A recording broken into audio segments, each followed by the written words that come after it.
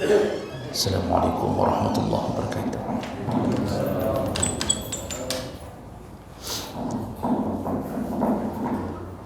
Alhamdulillahi rabbil alamin. Hamdan katsiran tayyiban mubarakan fihi. Asyhadu an la ilaha illallah wahdahu la syarika lah. Wa asyhadu anna Muhammadan abduhu wa rasuluhul karim. Allahumma salli wa sallim ala nabiyyina wa sayyidina al-Mustafa Muhammadin wa ala alihi wa ashabihi ajma'in. Amma ba'd. Rabbi shrah li sadri wa yassir li amri wahlul 'uqdatam min lisani yafqahu qawli. Segala puji bagi Allah, kemudian salawat dan salam kepada Rasulullah, pada keluarga dan seluruh sahabat-sahabatnya. Bapak-bapak dan ibu-ibu yang Allah muliakan, insyaAllah kita akan sambung pembahasan masih seputar perkara yang makruh di dalam salat. Di pertemuan kita yang lalu kita sudah membahas beberapa perkara yang makruh di dalam salat, yaitu makruh hukumnya bagi laki-laki yang berambut panjang ketika salat, makruh mengikat rambutnya, dan juga makruh bagi yang salat dengan baju lengan panjang untuk dilipat.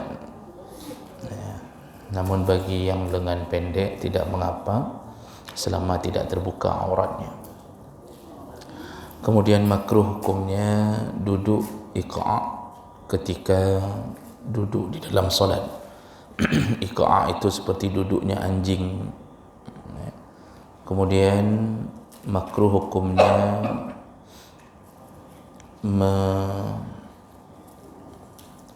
melantaikan atau meletakkan di lantai tangannya sampai ke siku ketika sujud, seperti binatang buas yang sedang duduk. Jadi ketika sujud, tangan sampai ke siku, siku sedikit diangkat, jangan diletakkan semuanya di atas lantai, makruh. Dan ini beberapa hadis Nabi menyebutkan itu. Baik. Dan terakhir yang kita bahas, makruh hukumnya salat dengan baju kerja di rumah. Juga makruh memakai baju kerja di luar rumah, artinya di kantor. Semua ini disuruh ganti dengan baju khusus untuk salat, kecuali baju yang kita pakai untuk bekerja di kantor atau di luar rumah masih baru, artinya baru hari itu pakai, masih dibolehkan. Namun kalau sudah baju hari kedua, maka sebaiknya ketika waktu salat gantilah dengan baju yang khusus untuk salat. Nah, ini semua karena menghormati panggilan Allah yang menyatakan khuzu zinatakum 'inda kulli masjid. Pakailah pakaianmu yang terbaik ketika engkau menuju ke masjid. Baik. Berikutnya yang makruh dalam salat, iaitu salat dengan memakai baju yang bergambar hewan atau manusia, baik pakai sendiri ataupun baik dilihat sendiri atau dilihat oleh orang lain, maka memakai baju yang bergambar hewan atau manusia makruh. Tapi kalau gambar dan lukisan itu berada di dalam rumah, bentuknya patung atau lukisan, itu bukan makruh, itu haram. Ini kalau di pakaian. Kenapa tidak dihukumi haram? Karena gambar dan berbagai lukisan makhluk hidup kalau di baju itu tidak dimuliakan seperti memajang patung dan lukisan di tembok-tembok rumah kita. Karena baju kadang-kadang kita lepas, terkena kotoran, kemudian kita cuci, pokoknya sedikit terhina, tidak termuliakan. Apalagi pada pakaian anak-anak, itu tidak mengapa. Di baju ada anak, ada gambar Superman, ada Superman, ada pokoknya yang begitu-begitulah, itu masih termaafkan. Tapi kalau dipakai untuk salat, makruh, karena mengganggu pemandangan orang lain yang ingin khusyuk salat terganggu. Jadi Bapak Ibu yang Allah muliakan, hindari memakai pakaian yang menyebabkan tidak bisa khusyuk salat baik kita maupun orang lain.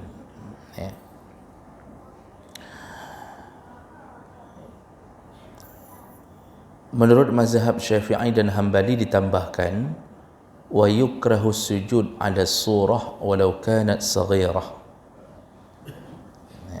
Makruh hukumnya sujud di atas sajadah atau di atas sesuatu yang ada gambar makhluk hidup, atau di atas patung walau kanat saghirah, walaupun kecil. Jadi maksudnya ini kalau bukan patung ya lukisan, ya kita beli sajadah yang ada lukisan makhluk hidup.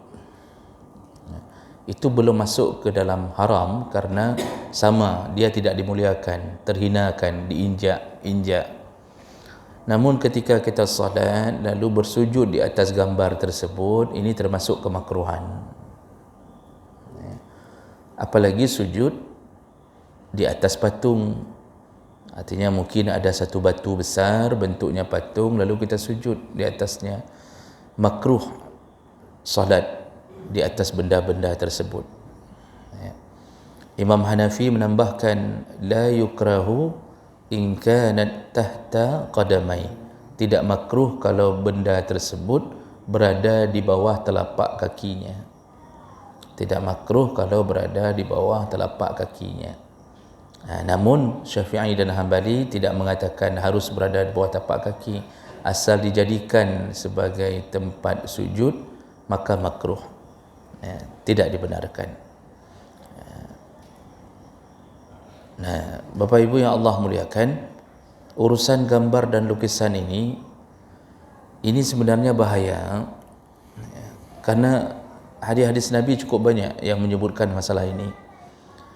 Jadi pada kesimpulan akhir, kalau yang memakai atau memuliakan lukisan atau patung di rumahnya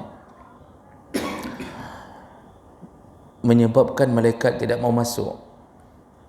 Karena hadis Rasulullah, beberapa hadis menyebutkan la tadkhulul malaikatu, malaikat tidak akan masuk ke dalam rumah baitan fihi kalbun wala surah. Malaikat tidak akan masuk ke dalam rumah yang ada anjing dan ada patung. Dalam hadis yang lain, fiha tamasil au tasawir. Malaikat tidak akan masuk ke dalam rumah yang ada tamasil, berhala-berhala kecil, maksudnya patung-patung, au tasawir, atau lukisan-lukisan. Syaratnya dua, malaikat tidak akan masuk ini. Ada dua syarat. Yang pertama, bentuknya betul-betul makhluk hidup. Yang dimaksud dengan makhluk hidup di situ adalah manusia dan hewan. Tumbuhan tidak termasuk. Jadi gambar pemandangan dalam lukisan itu tidak termasuk. Ya, gambar sungai, gunung tidak termasuk. Tapi kalau sudah lukisan makhluk hidup, manusia dan hewan, dan bentuknya layak kalau diisi nyawa bisa hidup. Sebahagian besar ulama mengatakan kalau kepala saja tidak mengapa, karena kepala kalau diisi pun tidak mungkin hidup. Maka belum pernah hari ini kita lihat kepala jalan-jalan lalu solat berjamaah. Kepala sekolah ada, tapi yang kepala saja tidak ada. Jadi ini syarat pertama, tidak masuk malaikat. Ada lukisan atau patung berbentuk makhluk hidup. Syarat kedua, dimuliakan. Arti dimuliakan, diistimewakan dengan dipajang, ditaruh di dinding, dibersihkan. Nah, semua bentuk ini, dua syarat ini masuk, atau salah satu syarat hilang, itu bisa batal. Tapi kalau dua-dua syaratnya masuk, ini yang dimaksud, malaikat tidak akan masuk ke rumah itu. Tapi kalau salah satu syarat hilang, maka tidak mengapa. Contoh, kita punya lukisan makhluk hidup, tapi tidak kita pajang, tidak kita muliakan, kita taruh dalam gudang, maka tidak mengapa, dibolehkan. Yang jadi masalah, untuk apa beli lalu taruh dalam gudang? Kembangai. Tapi dengan meletakkan dalam gudang, maka hilanglah keharamannya. Berarti tidak lagi dimuliakan. Begitu juga kalau ada patung, kita taruh dalam gudang, kita campak, tidak kita muliakan lagi, maka tidak mengapa. Itu solusinya. Nah, ini yang patut kita jaga, karena tidak ada khilaf di antara ulama tentang masalah tidak masuknya malaikat ini.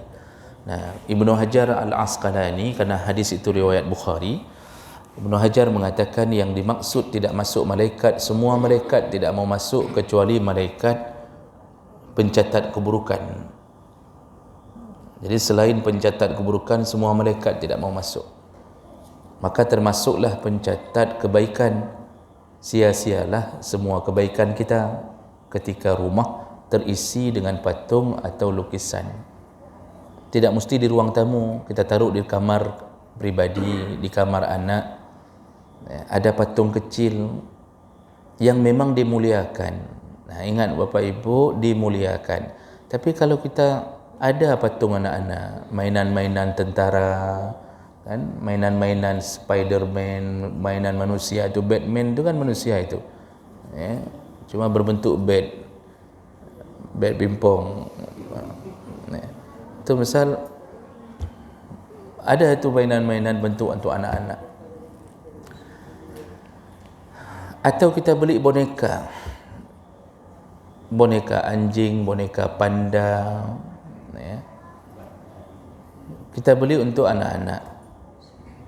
Dia main dengan boneka itu, dia duduk di atas boneka itu, dia injak-injak, dia campak-campak, dia pukul-pukul, kemana dia bawa, diseret di kakinya. Anak kita tu dia seret boneka itu di kakinya, dia bahu, saboh rumah dia bahu. Ketika berantam dengan abangnya, itu juga dijadikan sebagai alat untuk memukul, melempar. Itu sudah tidak dimuliakan, tidak mengapa. Jadi enggak seluruhnya menjadi permasalahan dalam itu. Nah, ini beralih ke mana ini masalah ini? Berdalih ke masa lalu, orang menyembah berhala dan mereka memuliakannya. Disitulah dihindari masalah-masalah begini. Tapi kalau dimuliakan, sudah mulai dipajang gorden. Itu gorden kalau ada gambar burung. Dulu Aisyah pernah memasang gorden dengan gambar burung. Ada gambar burung, kain bergambar burung. Rasulullah pulang, lalu Rasulullah menampakkan wajah tidak senang. Aisyah kemudian bertanya, lalu Rasulullah menjelaskan itu pelukis dan gambar itu menyebabkan tersiksa. Pelukis tersiksa dan gambar itu menyebabkan malaikat tidak akan masuk ke dalam rumah. langsung Aisyah menurunkan gorden itu, dipotong-potong, dijadikan 6 rukah. 6 rukah itu bantal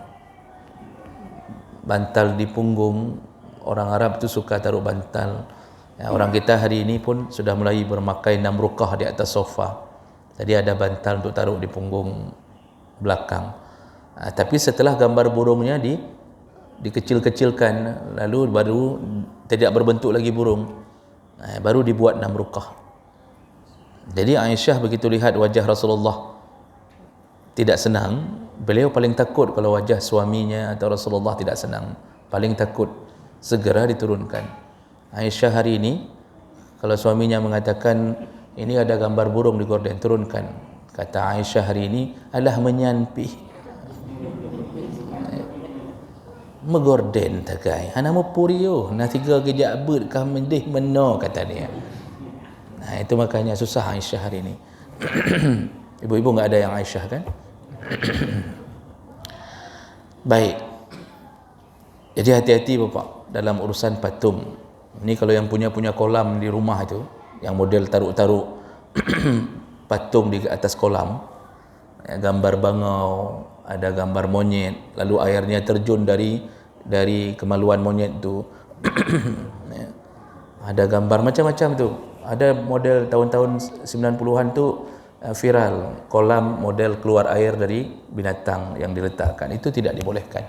Pulang ini segera hancurkan. Bukan rumahnya, patungnya. Baik nak pancur rumah, patungnya hancurkan. Kalau mau malaikat masuk ke dalam rumah. Makanya efek daripada orang memelihara patung atau lukisan makhluk hidup, suasana rumah tidak dipenuhi dengan ketenangan. Karena kalau malaikat sudah tidak berada dalam rumah, maka rumah tersebut diisi oleh syaitan. Syaitan itu menghindar kalau ada malaikat yang menjaga seorang hamba. Kita ini berlindung di antara perlindungan Allah melalui malaikat. Jadi malaikat itu yang membisik-bisikkan kebaikan, nanti dilawan sama syaitan. Namun ketika malaikat beraksi, syaitan itu pasti lari. Jadi jemaah mereka Allah Subhanahu Wa Taala, jangan pakai baju-baju yang mengganggu jemaah lain dengan bentuk gambar atau makhluk hidup. Hati-hati dengan baju batik, Pak. Baju batik boleh, namun jangan motif yang gambar makhluk hidup. Saya lihat ada banyak baju batik motifnya burung. Itu yang enggak boleh. Tapi kalau baju batik biasa boleh, tidak mengapa. Namun jangan ganggu dengan gambar burung. Makanya lihat-lihat baju batik kita, ada gambar tidak? Begitu juga disepakati bahawa yukrah as-salib fi thawbin, makruh salat dengan baju yang ada gambar salib. Gambar salib. Kata Aisyah radhiyallahu anha, anna Rasulullah sallallahu alaihi wasallam kana la yatruku fi baitihi syai'an fihi tasalib illa naqadahu. Rasulullah kalau melihat ada suatu bentuk yang bentuknya salib di rumahnya, maka segera beliau singkirkan. Jadi maksud tidak boleh ada gambar salib di baju, bukan mencari-cari gambar salib itu, tetapi memang gambar salib. Yang dimaksud memang salib, bukan mencari-cari. Karena kalau kita cari semua dapat, Pak. Ini baju bergaris-garis, kalau kita cari gambar salib dapat. Nyona gambar salib pokoknya. Padahal kita yang cari ini sebenarnya bukan garis-garis biasa, tapi kita karena enggak ada kerja masa-masa PPKM, bootnya minta-mintanya kan. Makanya ada satu masjid di kota itu diberikan bantuan celengan oleh salah satu lembaga. Ada satu masjid, Pak, di kota dikasih celengan sama satu lembaga. Nah, di atas celengan itu ditulis himbauan untuk bersedekah. Dipakai font huruf, yang huruf T-nya itu begini, huruf T-nya begini, ada font huruf T-nya begini. Jadi tiba-tiba ada orang yang mengambil pulpen, semua huruf T dicoretnya. Semua huruf T dicoretnya. Lalu si pemilik celeng lembaga yang telah ini lapor ke saya, Ustaz, ini sebenarnya hukumnya boleh atau tidak? Saya bilang itu kan huruf T, bukan salib. Ya. Itu tidak mengapa, karena yang dimaksudkan di situ bukan salib, tapi memang fontnya begitu, font hurufnya begitu. Jadi kita ini jangan sampai kurang kerjaan. Kalau kita cari Pak merempok mandum, ini gambar-gambar, ini kipas angin tu agak-agak mirip dengan salib itu. Tak payah cabut kipas angin. Kemudian kita lihat ada kabel yang bersilangan, kah mirip salib. Koh kabel-kabel. Yang tingkat bangai orang. Jadi bukan di situ maksudnya. Tapi yang dimaksud memang gambar salib. Itu segera singkirkan. Tapi kadang-kadang Pak, orang Nasrani ini menyebarkan simbol-simbol di baju-baju, itu tidak mesti gambar salib. Memang ada pembuatan baju Pak yang dimaksud gambar salib. Itu pernah viral jaket yang gambarnya motifnya ke sini, lalu sengaja dibuat ada motif garis ke sini. Jadi kalau kita pakai jaket itu memang motifnya memang motif salib. Nah, yang model-model begitu yang dilarang untuk dipakai, terutama dalam solat. Tapi hati-hati, ada baju yang pernah saya dapatkan langsung dipakai oleh mahasiswa kami. Dia tidak tahu, karena mahasiswa hari ini tidak tahu mana Islam, mana Kristen. Dia pakai baju kaos panjang lengan, tapi di depannya tertulis kaligrafi, kaligrafi bulan. Ketika dia presentasi, saya melihatnya. Ketika saya lihat, langsung saya tahu bahawa yang tertulis itu kaligrafi milik orang Kristen. Jadi tertulis di sini tulisan Abana, Bapa kami. Dia pikir kaligrafi punya orang Islam. Di situ saya panggil, saya jelaskan, besok tidak boleh lagi pakai baju ini. Saya tanya di mana beli.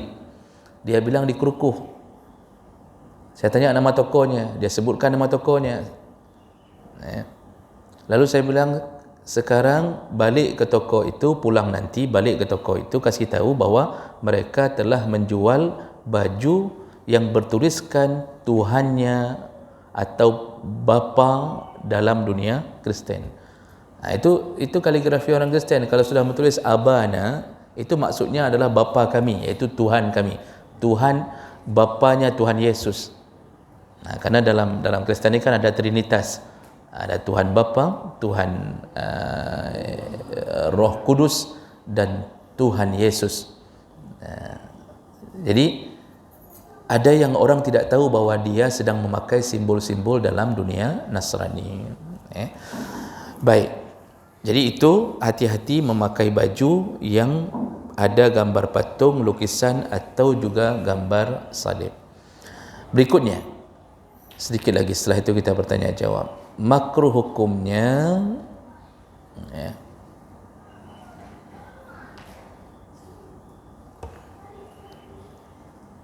memakai sebentar. Makruh hukumnya memakai buah tasbih kalau tujuannya untuk riya. Wala ba'sa bi ittikhazil musabbahah li ghairi riya. Tapi kalau memakai tasbih bukan untuk tujuan riya, maka tidak mengapa. Selama ini kan ada sebuah pemahaman yang dibangun oleh satu kelompok yang menyatakan memakai tasbih itu bid'ah. Karena Rasulullah dulu menghitung zikirnya dengan jari. Jadi diviralkan memakai tasbih itu bid'ah. Benarkah memakai tasbih itu bid'ah? Saya rujuk ke ulama-ulama yang netral, yang berilmu dan netral dan berpendapat dengan jujur. Karena selama ini banyak orang yang kadang-kadang ketika beri pendapat tidak mau jujur, hanya sesuai dengan apa yang dia yakini. Walaupun ada pendapat lain, dia tutupi. Ternyata saya dapatkan keterangan ulama-ulama yang banyak yang menyatakan memakai buah tasbih menghitung zikir tidaklah bid'ah, dibolehkan. Ya. Yang pertama, karena ada dalil pernah dulu sahabat menghitung zikirnya dengan batu kerikil. Sahabat ada yang mengambil batu untuk menghitung jumlah zikirnya, dan Rasulullah ketika melihat tidak melarangnya. Ya. Jadi batu hari ini dijadikan ke dalam satu ikatan tali. Sama saja kita fikir. Maka hadis itu menyatakan di masa Nabi pernah terjadi dan Nabi tidak melarangnya. Ya. Kemudian yang kedua, alasan para ulama bahawa tasbih menghitung zikir dengan tasbih tidak bid'ah. Tasbih itu bukan ghayah, tapi dia wasilah. Tasbih itu hanya jembatan menuju maksud. Yang maksud sebenarnya adalah zikir. Ya. Bukan tasbihnya yang menjadi maksud. Itu hanya untuk menghitung maksud. Yang tujuan kita sebenarnya zikir. Jadi tasbih itu hanya jembatan menuju maksud. Ya. Maka berlaku sebuah kaedah, ya, apa yang dihalalkan maksud maka dihalalkan jembatannya. Maka tidak mengapa sebenarnya menghitung dengan tasbih. Cuma karena ada orang-orang yang suka sekali mempermasalahkan yang tidak mengapa sebenarnya. Bapak cek di YouTube ceramah Syekh Ramadan Sa'id Al-Buti, imam besar di Syria. Itu ulama besar di Syria, dan beliau sudah banyak sekali karangan kitab-kitab. Beliau berhaluan Ahlus Sunnah wal Jamaah. Ketika ditanya tentang tasbih, beliau juga menjawab masalah itu. Katanya tidak mengapa, tidak bid'ah menghitung zikir dengan tasbih. Namun kalau ditanya mana lebih baik menghitung dengan tasbih atau dengan jari, maka mempraktekkan milik Nabi lebih baik. Itu jadi masalah. Jadi menghitung dengan ruas jari itu lebih baik daripada menghitung dengan bebatuan. Namun ketika mengharamkan bebatuan untuk dihitung, itu juga tidak benar. Jadi jemaah mereka Allah Subhanahu wa taala, yang makruh yang mana? Kalau memakai tasbih untuk menampakkan keriaan, itu yang baru makruh. Maksud nampak ria supaya dianggap alim. Jadi kan biasanya itu kalau sudah seorang yang memakai jubah besar, lalu pakai surban besar, lalu di tangannya ada tasbih bergoyang-goyang selalu, itu orang mengatakan sang wali nyantang, wali nanggro. Itu kan tampilannya begitu. Coba lihat filem-filem Wali Songo, itu semua di tangannya tasbih. Dia bicara tapi tasbihnya bergerak. Dia cara tasbih bergerak. Itu kan diceritakan dalam sinetron, diceritakan dalam filem. Itu lambang orang saleh. Yang model-model begitu yang dimakruhkan. Makruh. Nah, ini maksudnya kalau seseorang bukan hanya menghitung zikir, tapi kadang-kadang ada yang menggantungkan di lehernya, di tangannya ketika salat, dia memakai tasbih itu untuk menghitung jumlah tasbih ketika sujud. Kan sujud sunnah 3 kali. Sekali itu sudah boleh, afdal 3 kali. Namun bagi yang salat sendiri, ingin memperpanjang tasbih subhana rabbiyal a'la wa bihamdih sampai 2500 kali, boleh tidak? Kalau salat sendiri boleh, dibolehkan. Lebih banyak lebih baik. Tapi salat sendiri Pak, tidak berlaku bagi imam yang memimpin salat, juga bagi makmum yang mengikuti imam. Jadi imam enggak boleh mempraktikkan itu, karena ditampar oleh makmumnya. Dia baca dalam sujud beratus kali sampai enggak bangun-bangun, enggak boleh. Salat sendiri boleh. Nah, maksud di sini kenapa masuk dalam perkara makruh dalam salat? Ada orang yang kadang-kadang dalam salat dia pegang tasbih, dia hitung tasbih sujudnya.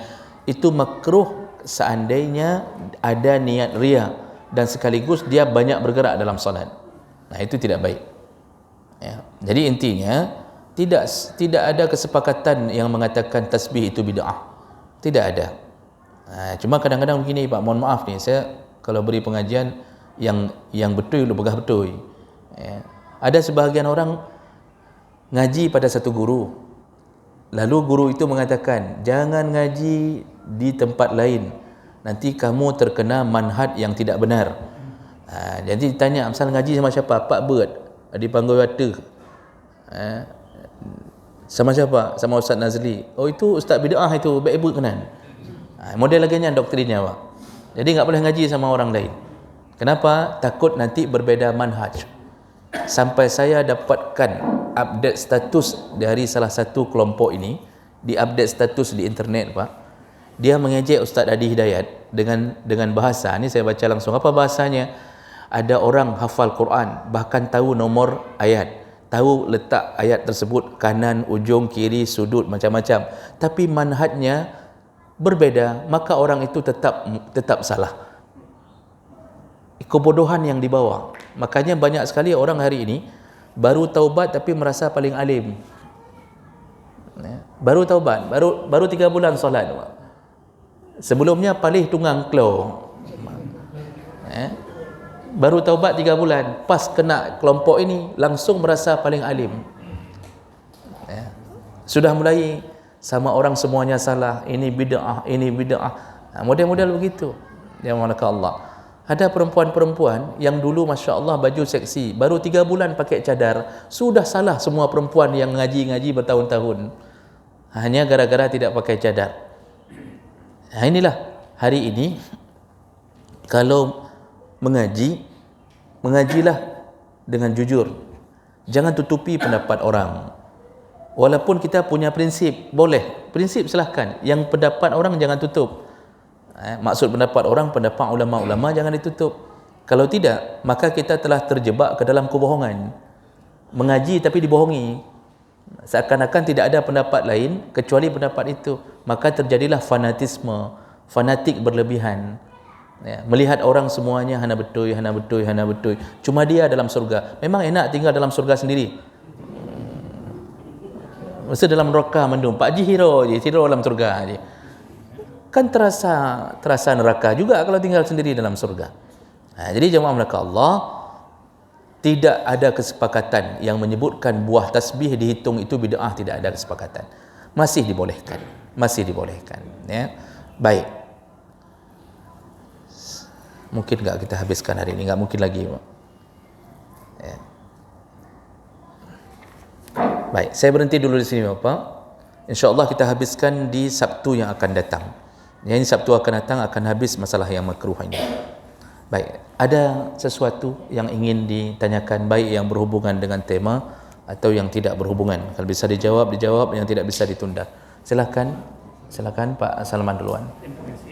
Assalamualaikum warahmatullahi wabarakatuh. Waalaikumsalam. Untuk guru seni lukis Ustaz, biasanya dia membuat lukisan di papan tulis di whiteboard. Setelah itu anak-anak meniru hasil karya anak dipajang di dinding, misalnya pemandangan, ada air mengalir, ada angsa, terus dipajang di dinding untuk memperlihatkan karya anak-anak yang terbaik. Itu hukumnya seperti apa? Yang kedua, foto keluarga untuk mengenang masa-masa lalu, itu juga makruh. Terima kasih. Assalamualaikum warahmatullahi wabarakatuh. Waalaikumsalam warahmatullahi wabarakatuh. Dalam pelajaran melukis atau menggambar, anak-anak disuruh menggambar, guru mencontohkan. Ya, dulu ada Pak Tino Sidin. Bapak kenal dengan Pak Tino Sidin? Yang baru-baru lahir ini enggak kenal dengan Pak Tino Sidin. Ya. Lukisan makhluk hidup digambar oleh guru, ditiru oleh anak-anak, lalu yang paling bagus ditempel di dinding atau semuanya ditempel di dinding. Ini termasuk sesuatu yang diharamkan. Kenapa? Rasulullah pernah mengatakan kepada Aisyah, wahai Aisyah, asyaddun nas azaban yaumal qiyamah, orang yang paling keras siksanya di hari kiamat, al-musawwirun, yaitu para pelukis. Ya. Orang yang paling keras siksanya di hari kiamat adalah para pelukis. Bagaimana mereka disiksa? Allah akan minta kepada semua pelukis untuk menghidupkan lukisannya. Kata Allah, hidupkan. Begitu tidak bisa dihidupkan, mulailah disiksa. Karena dia melukis, menggambar makhluk yang Allah cipta. Sebenarnya bukan gara-gara makhluknya, tapi penghambaan terhadap lukisan. Karena dari dulu, sejarah dulu, itu dari dulu orang menyembah kalau bukan patung, lukisan. Kapan orang mulai menyembah patung dan lukisan pertama sekali? Setelah wafatnya Nabi Nuh alaihi salam, lalu mulailah kaum tersebut menggambar orang-orang saleh.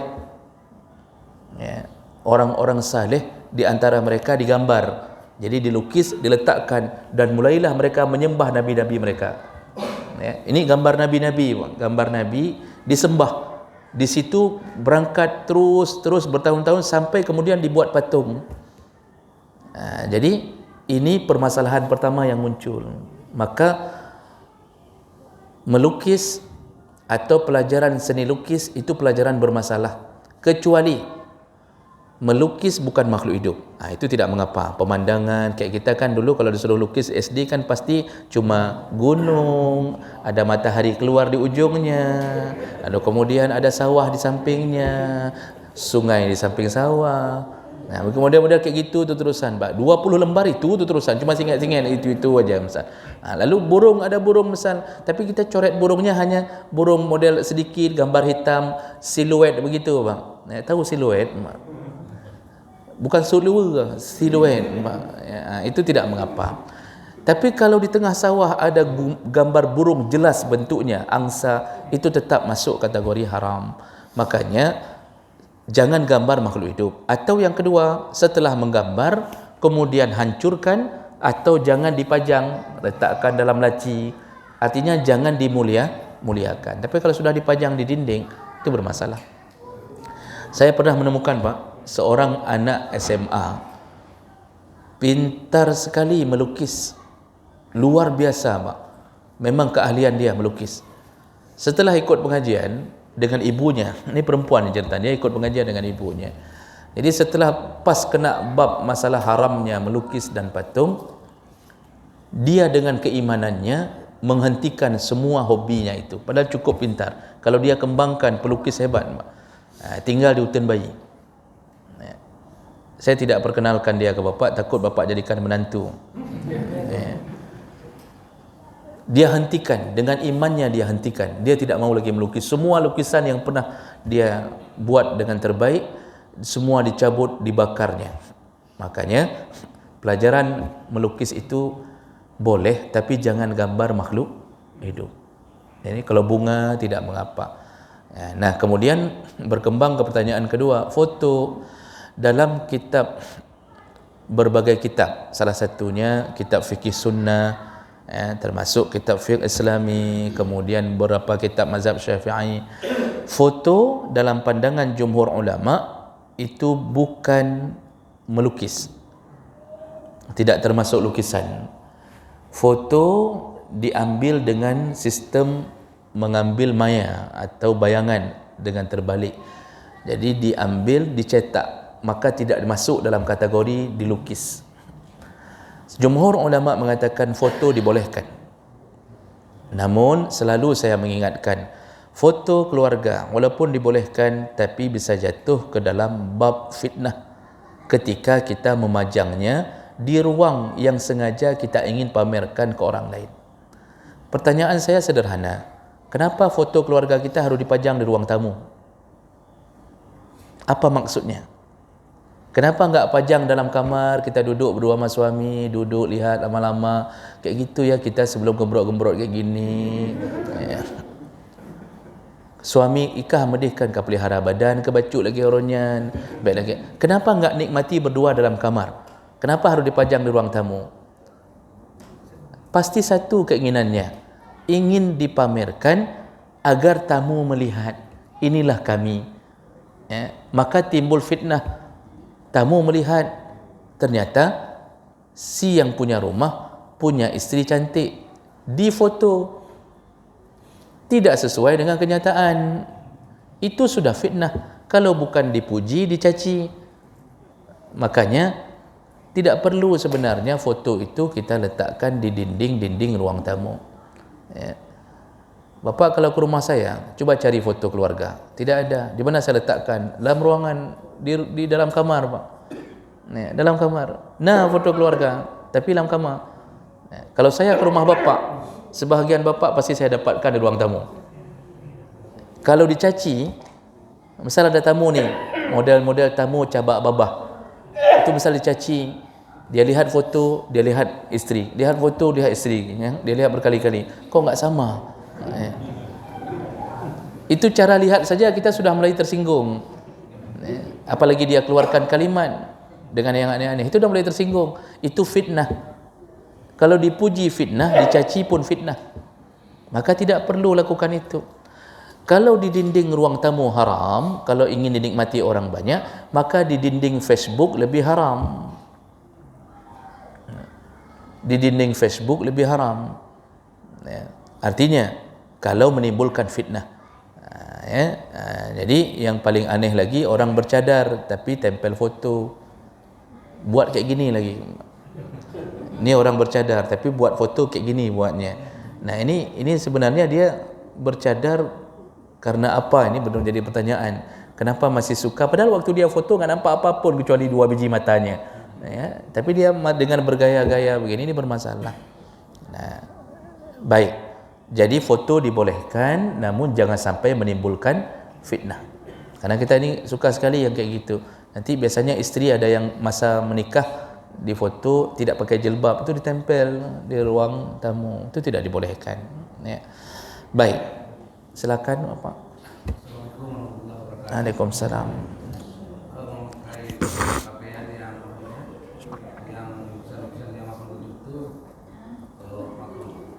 Bagaimana kalau baju atau pakaian itu yang berlogonya perusahaan namanya atau ormas yang tulisannya besar semacam bisa. Kira-kira apa itu termasuk makruh juga?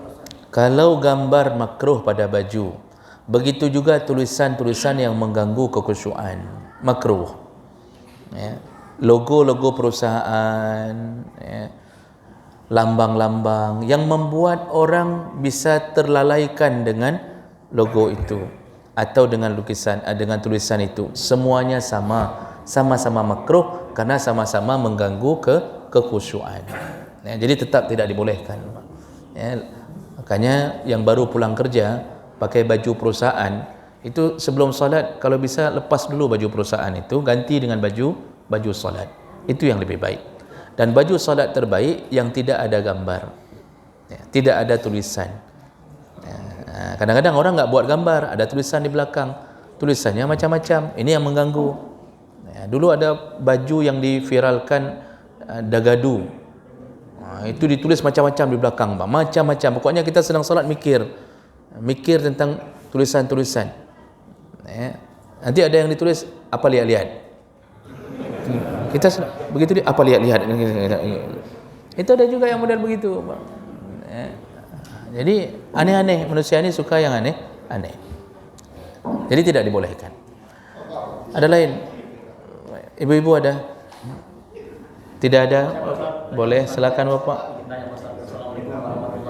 Waalaikumsalam. Kalau di kamar Pak Ustaz itu ada orang taruh Al-Quran di dekat lemari di kamar, tapi ada orang sedang taruh Al-Quran, tapi dia orang perempuan itu buka baju, apakah itu dibolehkan? Yang itu aja Pak. Baik. Di kamar ada diletakkan Al-Quran.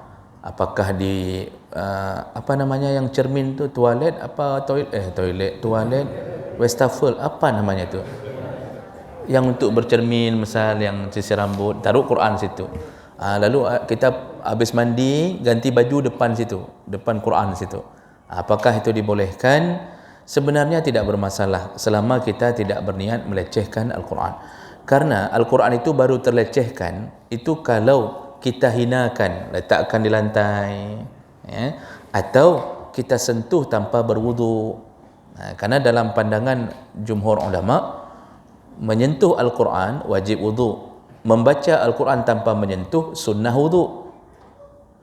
Ya, kalau ingin menyentuh mushafnya wajib wudu.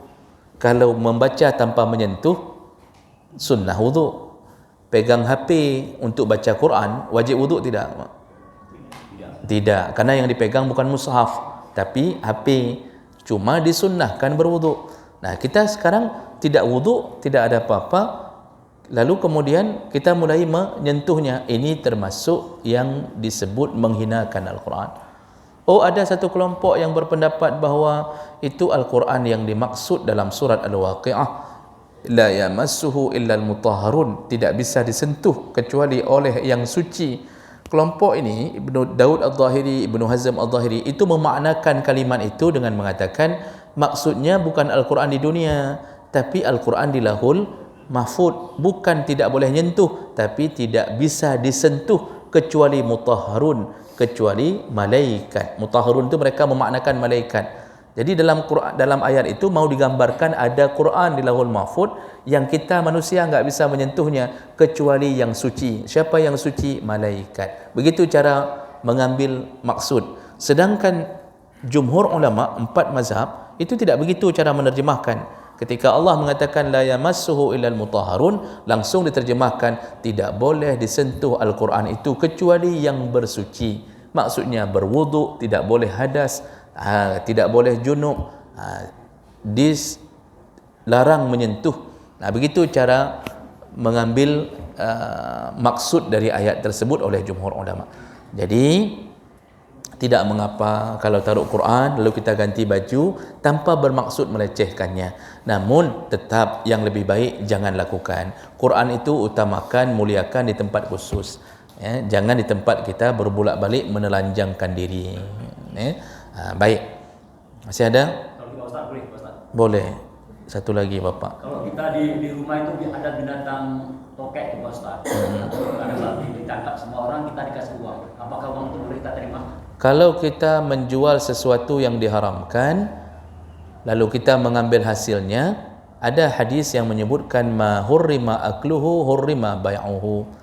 Yang haram dimakan juga haram untuk diambil hasil penjualannya. Kita tidak makan babi, tapi kita menjual babi, maka hasil penjualan itu juga haram. Kita tidak piam sabe, tapi kita mengedarkan sabu. Kita enggak konsumsi, kita hanya mengedarkan, tetap hasilnya haram. Mana dalilnya? Banyak sekali, Pak. Kata Rasulullah, penjual minuman khamar, mabuk, itu 10 orang dosa sekaligus. Mulai dari yang tanam anggur, yang sengaja tanam anggur. Kalau di Eropah itu, Pak, kebun anggur itu memang untuk buat wine. Kalau kita kan kebun anggur memang untuk dimakan. Di Eropah memang untuk itu. Mulai dari yang tanam, yang memetik anggur. Nah, jadi ada orang bekerja petik di kebun anggur yang dia tahu itu kebun untuk membuat khamar. Kemudian mulai yang memprosesnya, membuat botolnya, mencetaknya, kemudian mengedarkannya, sampai ke yang menuangkannya, 10 orang terkena dosa yang sama. Jadi bukan hanya peminum. Nah, makanya begitu juga babi itu haram. Tokek boleh dimakan tidak? Tidak. Itu termasuk binatang fawahish, fahishah, binatang-binatang menjijikkan. Itu tidak boleh dimakan. Ya, sama posisi dengan cicak. Nah, yang tidak boleh dimakan juga tidak boleh diambil dari hasil penjualannya. Memang viral beberapa tahun yang lalu menjual tokek, disuruh cari yang tokek yang besar yang ukuran sekilo, itu dibeli sampai katanya ratusan juta. Padahal tidak ada satu pun pembuktian ilmiah bahawa tokek bisa jadi obat. Dan itu sudah dibantah oleh semua doktor. Tidak benar bahawa isu yang mengatakan tokek jadi obat, tidak benar. Kita ini yang suka kadang-kadang membuat obat-obat sendiri. Ya, kemudian kita viralkan sendiri. Nah, begitu keadaan. Itu ada salah seorang artis, Pak. Itu hampir hari ini minum kencing sendiri. Ada salah seorang artis saya baca, kan di Facebook muncul berita macam-macam, Pak. Itu ada seorang artis hari ini, sampai hari ini minum kencing sendiri. Untuk apa? Untuk menjaga kesehatannya. Setiap pagi dia ambil kencing sendiri, dia minum. Makanya kita pikirkan artis pintar-pintar, padahal klo bangai. Kencing itu kan kumpulan hasil dari detox, macam-macam kotoran ke situ keluarnya. Dimasukkan lagi ke dalam mulutnya.